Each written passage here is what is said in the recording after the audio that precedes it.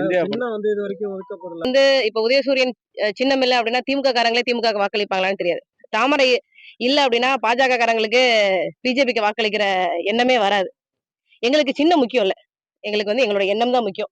மக்களுக்கு நாங்கள் எந்த விதமான கொள்கைகள் எடுத்துட்டு போறோம், மக்களுடைய பிரச்சனைகளுக்கு நாம் தமிழர் கட்சி எந்த விதமான நிலைப்பாட்டை எடுத்துட்டு போகிறதுதான் எங்களுடைய எண்ணமே தவிர எங்களுக்கு சின்னம் முக்கியம் இல்ல. சின்னம் நாளைக்கு வந்துரும். தேர்தலுக்கு பிறகு நாம் தமிழர் கட்சியோட நாங்க நாங்க நாடாளுமன்றத்துக்கு போறது இந்த பிரதமர் ஆதரிக்கிறதுக்கு அந்த பிரதமர் ஆதரிக்கிறதுக்கு இல்ல. இப்ப மிக முக்கிய பிரச்சனையாக இருக்கிறது தமிழ்நாட்டுல காவிரி பிரச்சனை.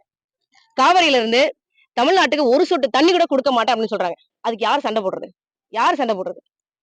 2 ஆண்டுகளுக்கு முன்னாடி கர்நாடகாவின் எம்பியாக இருந்த ரேவண்ணா அவர்கள் சொல்றாங்க, காவிரியில மேகதாட்டு அணையை கட்டுவது கன்னடர்களின் உரிமைன்னு சொல்றாப்ல. 39+1 புதுச்சேரிக்கும் காவிரியில உரிமை உண்டு. 40 எம்பிக்கள், திமுக எம்பிக்கள், அதிமுக எம்பி ஒருத்தர் இருந்தார். தஞ்சாவூர் பொம்மையாட்டம் கொலு பொம்மையாட்டம் உட்காந்துருந்தாங்க. நாங்க வர்றோம், நாம் தமிழர் கட்சிக்காரங்க போறோம். காவிரிக்கு சண்டை போடுறதா நாங்க நாடாளுமன்றத்துக்கே போறோம், வேற எதுக்காகவும் இல்ல.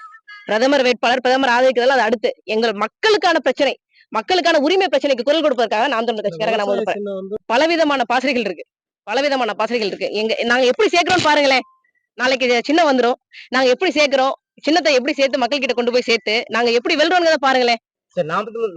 நாங்க வந்து மக்கள் வரக்கூடாதுன்னு சொல்லல. மக்கள் வந்து ஏற்கனவே கருணாநிதி தெலுங்கராதான் இருக்காரு, அவர் ஆண்டுட்டாரு. அவருடைய காலகட்டத்துல தான் காவிரி உரிமை பறிக்கப்பட்டது. எம்ஜிஆர் மலையாளியா இருந்தாரு. அந்த நேரத்துல தான் முல்லை பெரியாற்றினுடைய பராமரிப்பு பணி வந்து தமிழர்களை விட்டு மலையாளிகளுக்கு போனது. அதே மாதிரி கன்னடரா இருந்த ஜெயலலிதா அம்மா காலத்துல பல்வேறு விதமான பிரச்சனைகள் வந்து இருந்தது.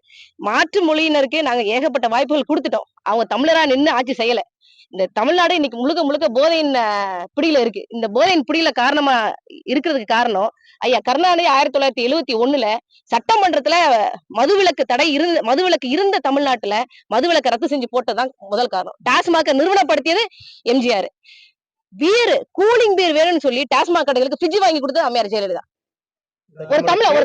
ஒரு தமிழனா நமக்கு ஒரு சாராயம் குடிச்சிட்டு தெருவுல படுத்து கிடக்கிற ஒருத்தனை பார்த்தா நமக்கு கோவம் வருதுல. இவங்களுக்கே வரல. இவங்களை நாங்க நம்பணும். ஆனா இவங்க வந்து செய்யல. அதனால தமிழ்நாட்டுக்கு யாருனாலும் வாங்க, வந்தாரே வாழ வைக்கும் தமிழ்நாடு. ஆனா தமிழர்கள் தான் தமிழ்நாட்டை ஆளணுங்கிறத எங்களோட கட்சி கொள்கை. மாறிச்சுன்னா எப்படி இருக்க முடியும்? அவர் தமிழ்நாட்டின் தலைவரா இல்லையா? தமிழர்களுக்கான தலைவரா இல்லையா? புறநானூற்று வீரனா இல்லையா தலைவர்? அதை மட்டும் நீங்க மனசாட்சிப்படி சொல்லுங்க. தேர்தல் விதிமுறை வந்து எங்களுடைய ஆண்டவர், நான் வந்து பொய் சொல்ல விரும்பல. எங்களுடைய தலைவர், எங்களுடைய இறைவன், நாங்கள் அவரை பூஜிக்கிறோம், மனதார பூஜிக்கிறோம். மனதார வந்து அவர் வழிப்படி நாங்க நடக்கணும், அவர் அறத்தின்படி நாங்க நடக்கணும்னு சொல்லி நாங்க விரும்புறோம். அதனால எங்களுடைய தலைவர், எங்களுடைய இறைவன் தலைவர் படியில நான் உறுதி எடுக்கிறதுல ரொம்ப பெருமையா இருக்கிறேன். இதுக்கே நீங்க இவ்வளவு கேள்வி கேட்காதீங்க. ஜூன் 4, 2024 தேர்தல் ரிசல்ட் வருது. நாகப்பட்டினம் நாடாளுமன்ற தொகுதி நாம் தமிழர் கட்சி வென்றதுன்னு வரும்.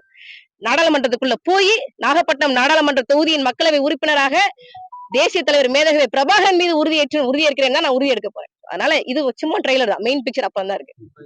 அரசியல தானே வாதாடி தானே உரிமையை பெற்று அந்த மன்னன் வந்து நான் தவறான நீதியை கொடுத்தேன்னு சொல்லி செத்து போயிட்டான்.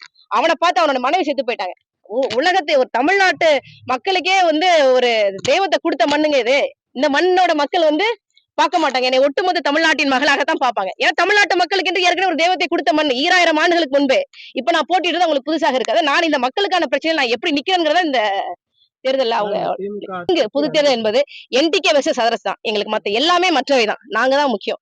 ஒவ்வொரு தொகுதியிலையும் 40 நாடாளுமன்ற தொகுதியிலும் நாம் தமிழர் கட்சி என்ன வாக்கு எடுக்குது, நாம் தமிழர் கட்சி வெல்லுதா இல்லையாங்கிறதா. NTK versus அதர்ஸ்ங்க. அவங்க என்னங்க எங்களை அதர்ஸ்ன்னு சொல்றது? எங்களுக்கு எல்லாமே அதர்ஸ் தான். என்டிகே வெர்சஸ் அதர்ஸ் தான் இந்த தேர்தல். இந்தியால தடை